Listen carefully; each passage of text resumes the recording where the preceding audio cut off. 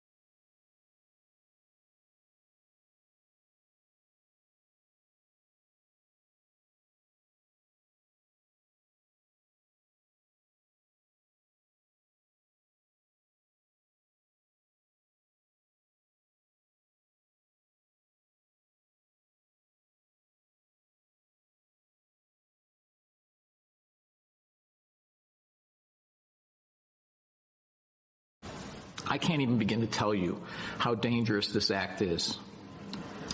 First, it was passed in the middle of the night with 40 minutes to read an 800-page bill, which is unacceptable. As of January 1st, 2023, the following things will go into effect, and people need to be aware of this. It abolishes cash bail for almost every offense.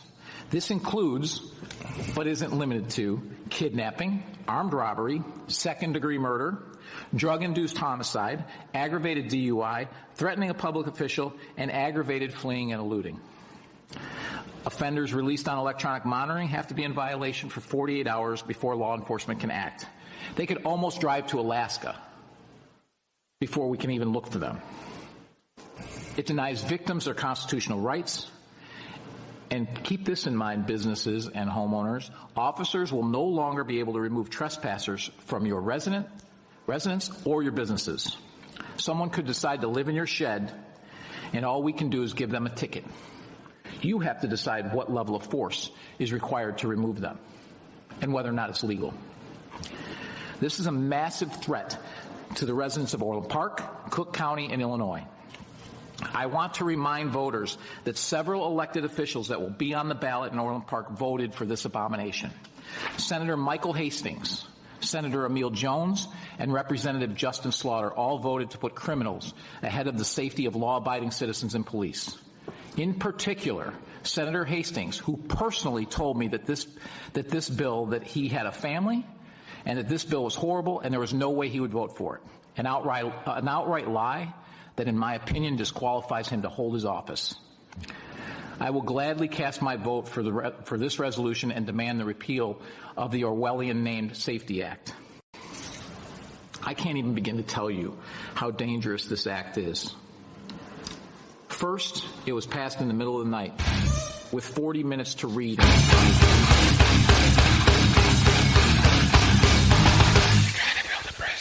You can't handle the truth!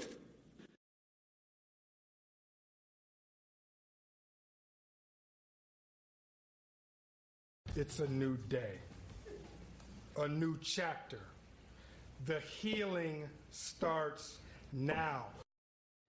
That's some of the reaction as Governor Pritzker signs off on major changes to the criminal justice system in Illinois.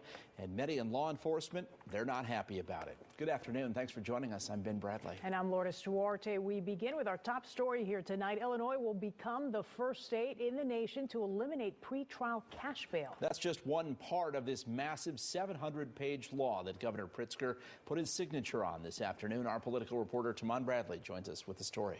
Ben and Lourdes, this sweeping new law is meant to reshape criminal justice and policing in Illinois. Democrats are holding it up high, while Republicans and many in law enforcement condemn it. The Criminal Justice and Police Reform Bill is the dream of the Illinois Legislative Black Caucus. They pursued it in response to the killing of George Floyd and the protests that followed. With the stroke of a pen, Governor Pritzker made the reforms law, calling it a special occasion.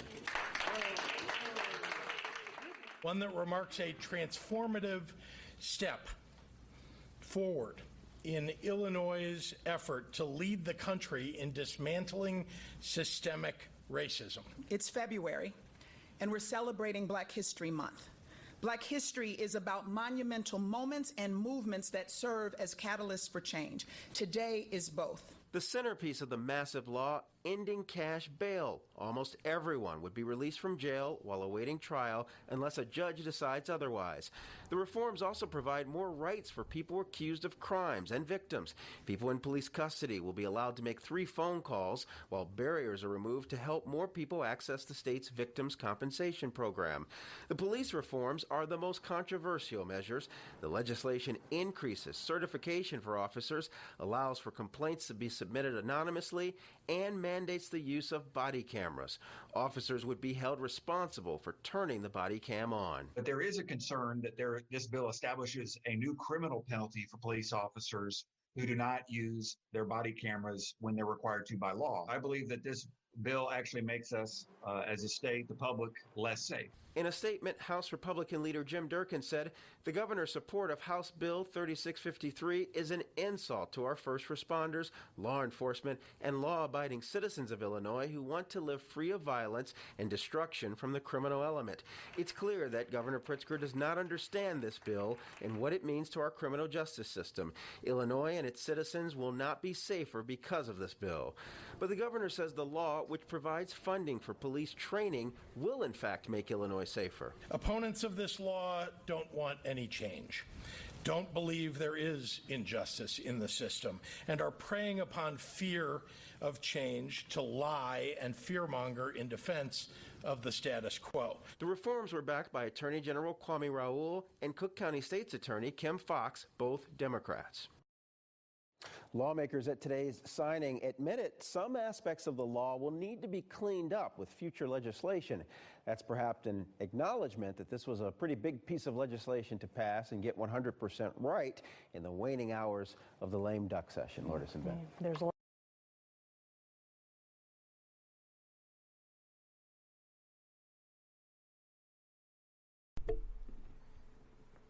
What's going on, everybody?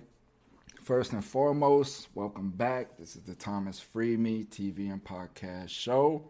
I'd like to apologize for the little mishap in the beginning again with the audio. Man, I got so many mute buttons and things I got to make sure that's going. Plus now with me going live and trying to get these videos and stuff, it's a mess. Man, it's a mess. This is some hard work. And it makes me appreciate these people that are in this line of business, but it'll get smoother as time goes on. But getting into the show, I want to, again, welcome everybody. Thank you for coming in, tuning in, subscribing. I wouldn't be here without my subscribers, my followers. And as I start showing consistency, coming out with shows live Tuesdays and Saturday nights, the viewership I know will start to grow. Many blessings to everybody out there. We're coming off 9/11 again, so a lot of emotion still out there lingering around from these events. So, many blessings to those who were inflicted by that and just everything that entailed that. And all the blessings go to all of us struggling around the world to maintain, to survive, and to just try to get ahead, man, so many blessings to us for carrying that load on our back. So, as we saw, they got the big talk now. The big talk going around is this Purge Law. All of these criminals are going to be released, and murderers and rapists and all these violent criminals. And again, you can see the fear-mongering going on behind this bill. So let's break it down. I'm going to put the bill up here on the screen and we'll go through it, break it down, see exactly what the bill is. For me, my personal opinion, I think it may be a step in the right direction. We don't know. What we do know is the system has not worked for us. I don't like to say that it's broken because I think that it's working perfectly for these people. But for us, the oppressed, it's broken. It's not working. It's not doing what it was intended to do, and it's been our justice system has been manipulated into a scheme to make money, right? They turned it into a prison industrial system, right? And that's what I'm here for. That's what my show is about, is to break this down, to get the common person to understand that almost every interaction that we have when we leave our house revolves around this prison industrial system. When it comes down to your traffic lights, your just everything involved in any kind of introduction into the court system is geared around the prison industrial system. It's a business. We keep saying it's a business, and I'm trying to lay it out the best way that I can, that this is absolutely a business. So I agree that I think that this is the right step. The fear-mongering that we hear these people saying is that all these criminals are going to be released. First and foremost, these people are not criminals, right? We don't even know that they're criminals. They haven't even been convicted of anything to be called a criminal.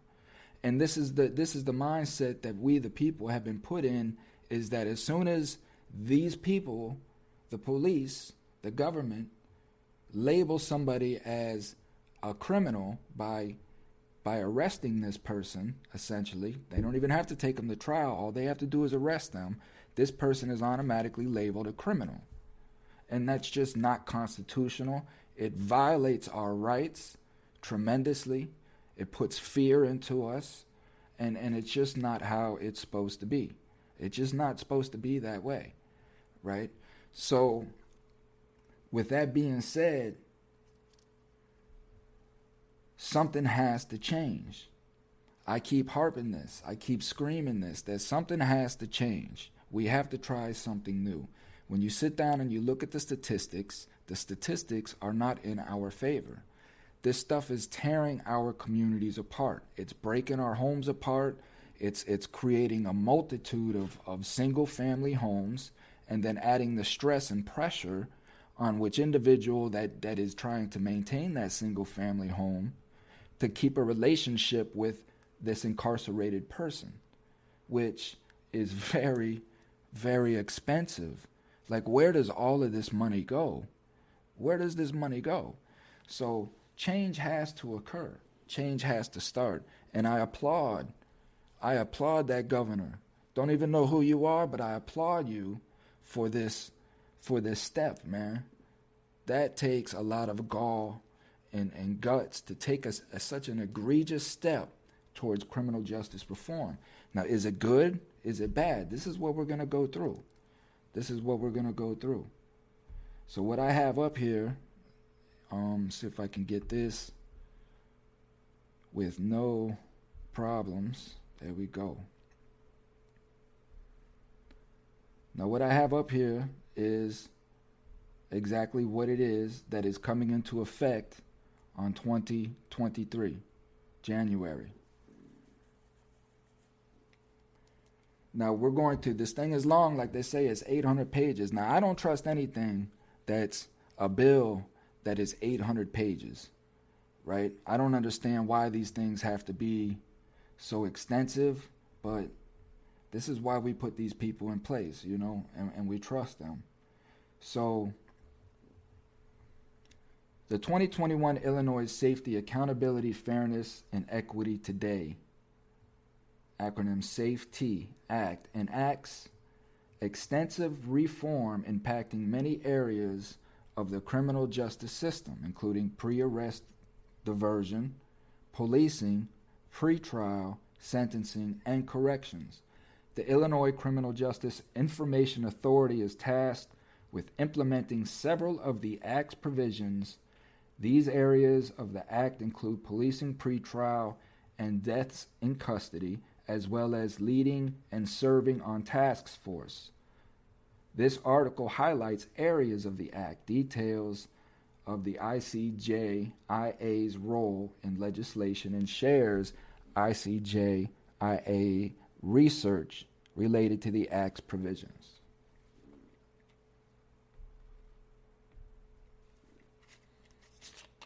It take me a little old swig.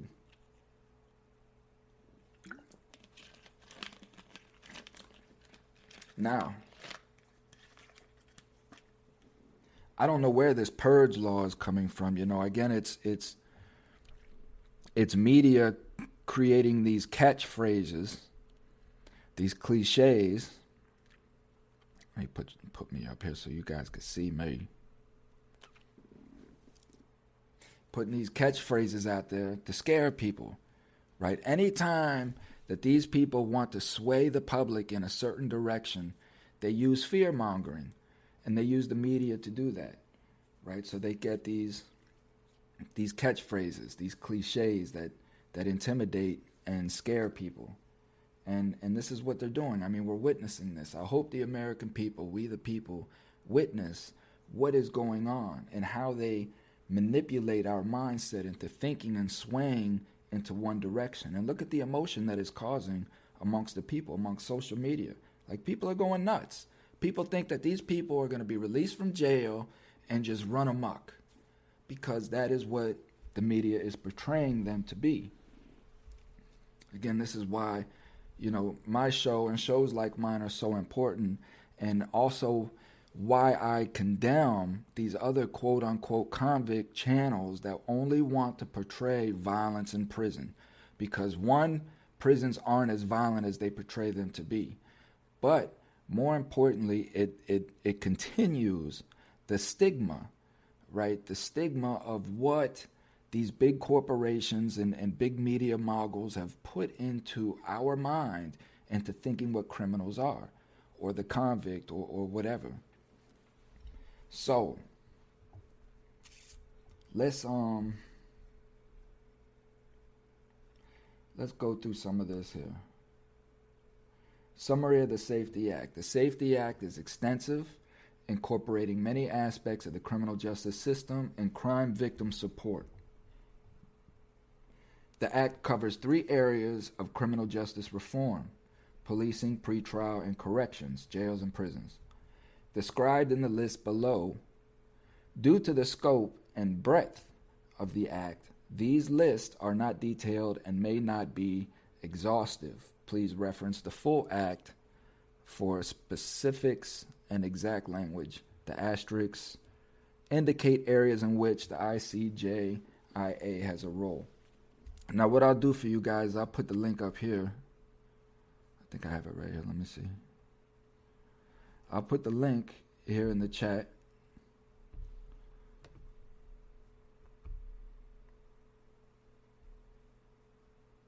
Nope, that's not the link. Hold up. That's definitely not the link.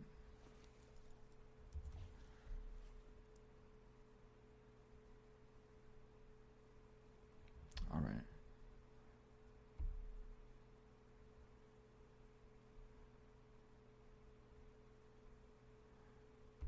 Well, I'll put the link in the descriptions after the show, so those that can go.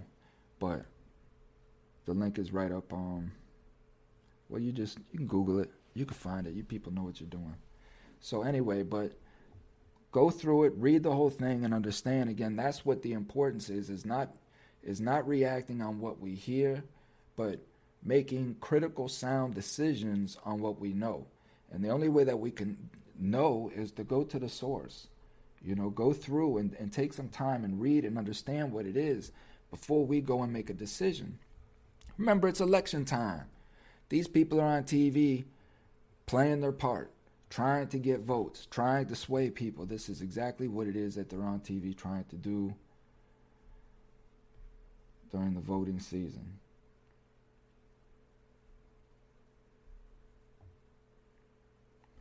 So, going through some of the policing highlights, the use of force. In the area of use of force, the Act offers new standards for when police use force. Requires officers to provide aid after using force. Requires officers to intervene if other officers use unauthorized or excessive force. That's a big thing.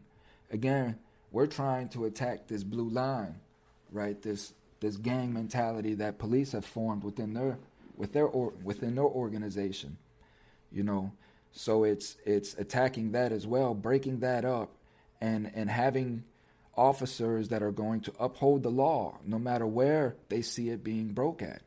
You know, that is an important thing.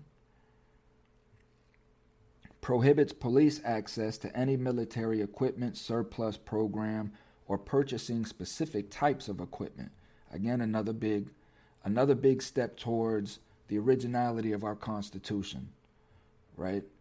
Again, you have to know the Fourth Amendment, the Eighth Amendment. You have to know these amendments and understand what it is our rights are and how this judicial system, right, this system has been impeding upon those rights.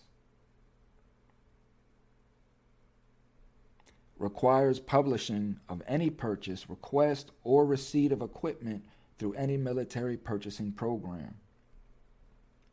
Expands use of and changes guidelines and requirements for body-worn cameras and who may access, review, or delete footage.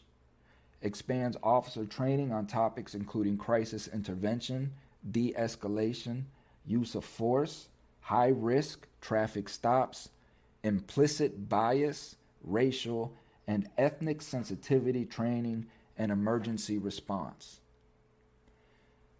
Again, it's all what goes into the training. You know, all of this stuff sounds good on paper, you know, but how does it transition to the street, to our neighborhoods, right? That's what's important. Mandates use of force, reporting to FBI National Use of Force Database, requires reporting of deaths in police custody and due to use of force.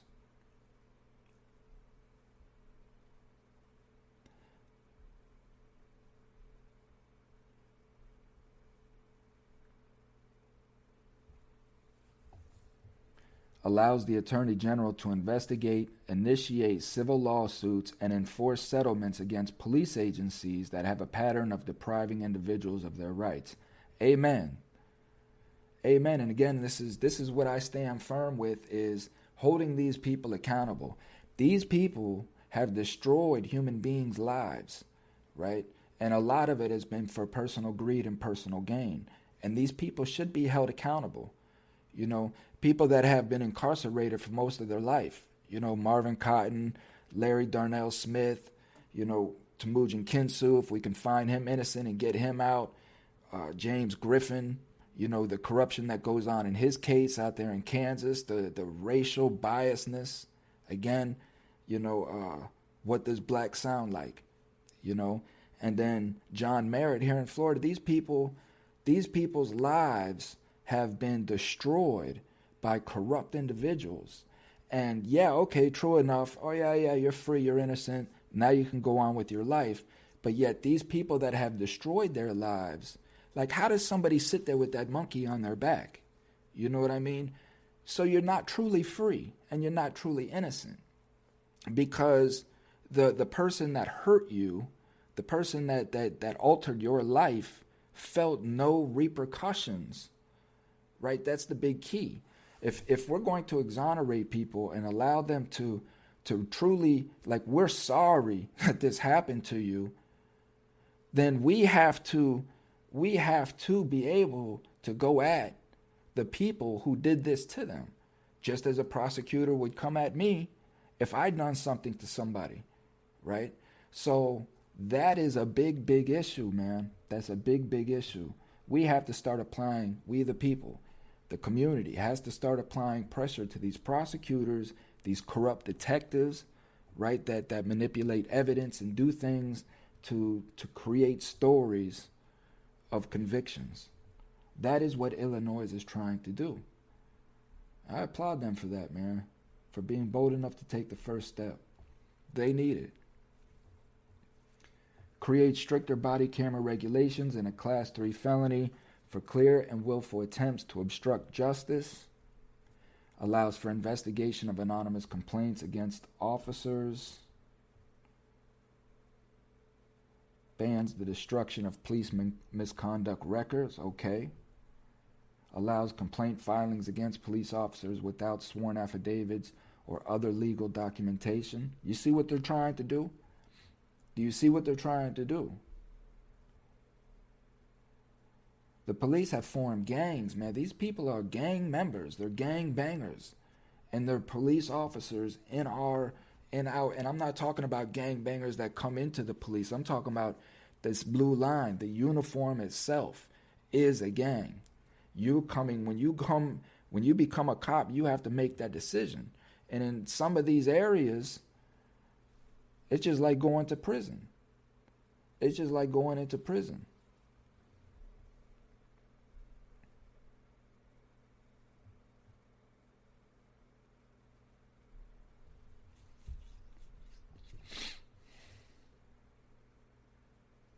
Prohibits local governments from retaliating against employees who report improper government actions.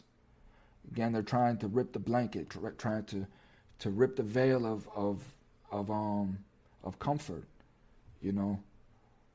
of protection off these people.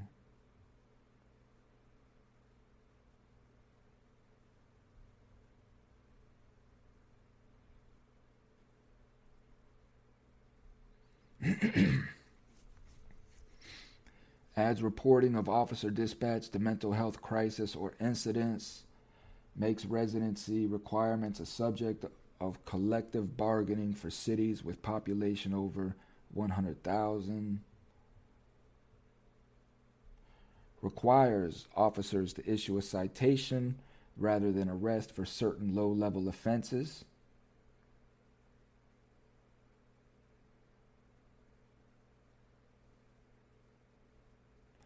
Expands crime statistics reporting to monthly, which is very big. Provides people in custody with up to 3 phone calls within 3 hours.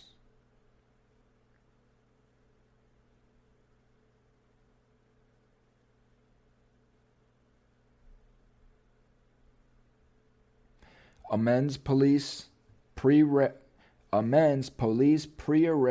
diversion deflection programs to allow for collaboration with other first responders and community partners. Again, that is a big thing, and that here, what I'm doing with Coming Home Coalition here in Tampa, is going to make those outreaches, right? I want to get in touch with the local sheriff's department, things of that nature, so that I can be a first responder with them going to some of these crises that is in our neighborhood, and hopefully be able to just help de-escalate and not get anybody arrested, right? Again, my whole thing is when we call the police for a welfare check, right, or something along those lines, the police are coming there and escalating situations into making arrests and making busts, because convictions is the number one thing on the plate.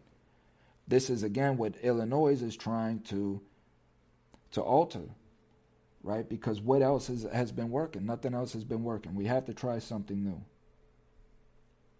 Pretrial highlights. Now, abolishes cash bail. Let's go in here for a second. Let's see what happens when I hit that. Okay, nothing. It takes me nowhere. Takes me right back to where I was. Abolishes cash bail. Now, you truly have to understand the cash bail process. Like I have an individual, right, in Kansas, and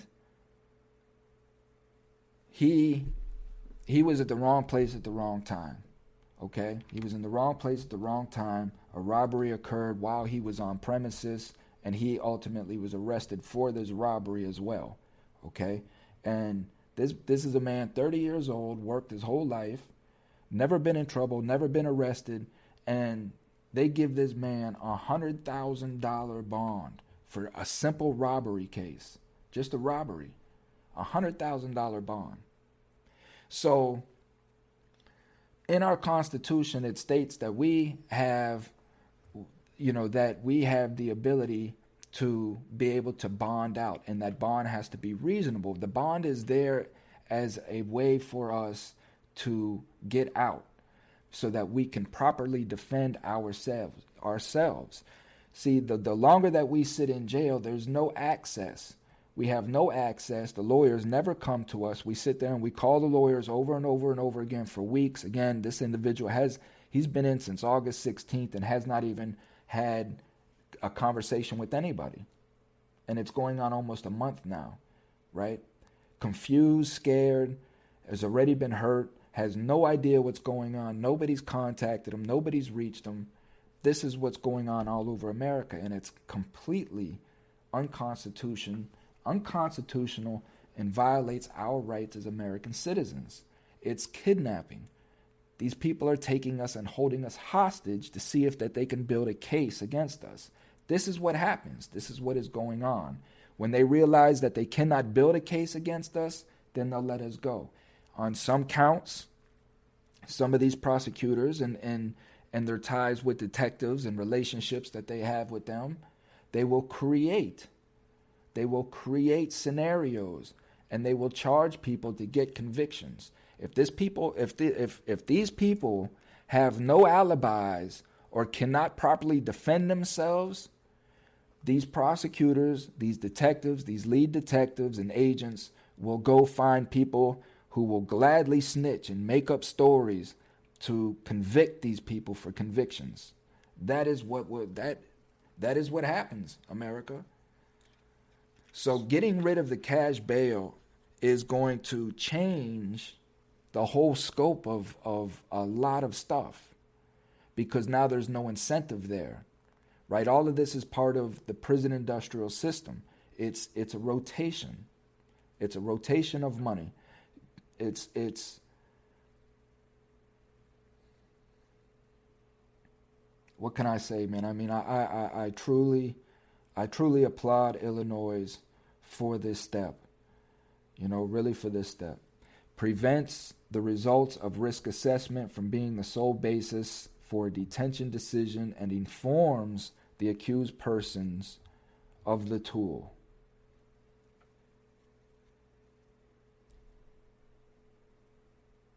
Prevents the results of a risk assessment from being the sole basis for a detention decision, informs the accused person of the tool. I mean, these are huge moves, right? And what you're seeing is exactly what they've been using against us. You understand what I'm saying? Is that you are seeing exactly what they've been using against us as American citizens to detain us against our will. And this is only for the individuals. It goes for all of us, right? But when you know deep down that you've committed a crime and you got caught for your crime, this is a different story. I'm talking about the rounding up of American citizens because they look a certain way or they may talk a certain way. Again, going back to James Griffin and them, the person saying that, all he knows is that his perpetrator sounded black. You know what I mean? So they just went and they just rounded up black people. This is what I'm talking about, right? Just because you're in the wrong place at the wrong time, you should not be detained, and it take 3 or 4 months for you to clear your name. Sometimes longer than that. James Griffin has been trying to clear his name for 20 years. Temujin Kinsu, 37 years. But that's a different story. That goes into deeper topics, deeper pockets.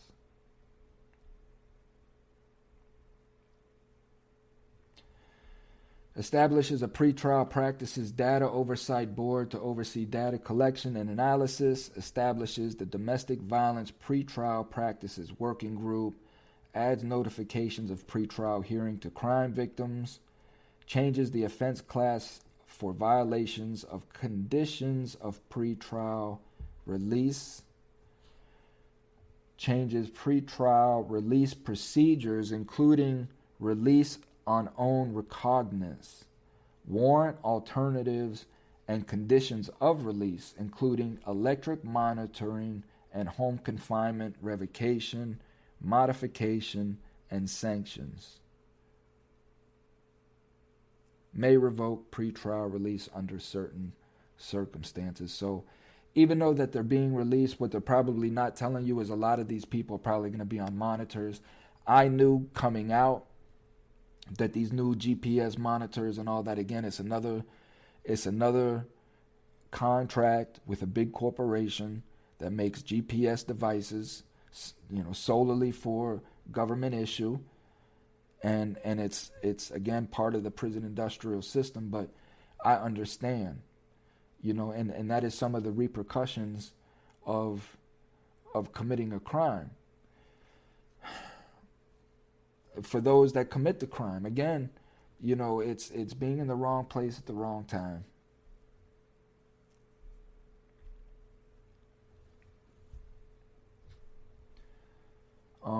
How long I've been on? 35 minutes. So I want to try to run my shows usually about 30 minutes. I've went over a little bit, but I am going to start getting into the habit of coming on live Tuesday nights and Saturday nights at 8 p.m. Again, once I start getting everything to run smooth, more flush, it's just me at the controls trying to do all this, concentrate on topic and all of that. Plus, once I start bringing a guest in, it's going to compound on all of this stuff as well. But I'm getting it done for y'all, man. I'm getting it done. It's going to come smooth. It's going to smooth out. You guys, get rid of this. Let me get rid of this guy. Let me switch on back to my... Bam. Here goes the link. So what I can do now is I can give you the link now. Bam, that's the link if you want to write it down, if you haven't found it by yet. Please do remember to visit ComingHomeCoalition.com and TheThomasFreeMe.com, TheThomasFreeMeShow.com. These are my sponsors here that you guys will see from time to time.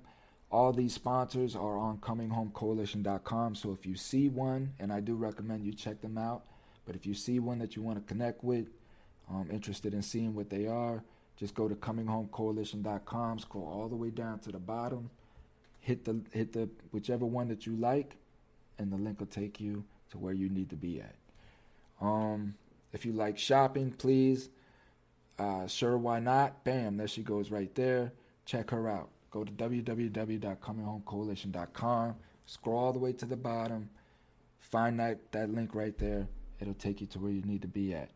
Other than that, look at what we got going on. Please visit the events page. We got to get rolling on this stuff, man. Like, the holidays are coming up. We got to start getting some stuff out to these homeless people. And, even toys. If you guys want to pick up little toys, things of that nature, go to ComingHomeCoalition.com. Find the address, mail them, and we'll pass toys out to little homeless kids, things of that nature. So send whatever it is that you want to send, you want to pass out to the homeless, and let's get that thing going. If you want to donate monetarily, we can set that up as well. It's all there at the website. Please check it out. Make sure that you check out all these individuals here and what they got going on. They desperately need awareness. And if you want something put up on this wall right here, this wall for the show, let me know. We can set that up as well. Bring awareness to whatever it is that you got going on. Much love to everybody. Please stay safe, happy. Try not to worry about the things that are going on. This Purge Law, all of that. Just deal with what's going on in front of you. Be alert. Be mindful. Pay attention to your kids. Make sure that they're respectful. Make sure that they're not stealing and they're not being disrespectful to the people in the community. Make sure that they understand how important it is to support your neighbor, not be mad at your neighbor, not steal from your neighbor, not assault your neighbor, but support your neighbor.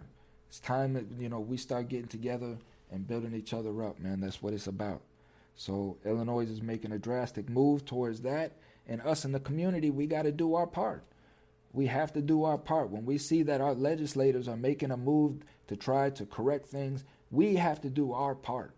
We have to stop doing the things that we're doing, So it's up to us too, man. These people are they're doing their part up there in Illinois anyway, you know. So shout out to Illinois, big salute. If you don't agree with me, give me a shout out on that. Much love. Help me understand why you don't agree, and we'll get to it. Other than that, y'all take care of yourself. Be safe. Be your best self, man. I'm out of here. Let me get out of here.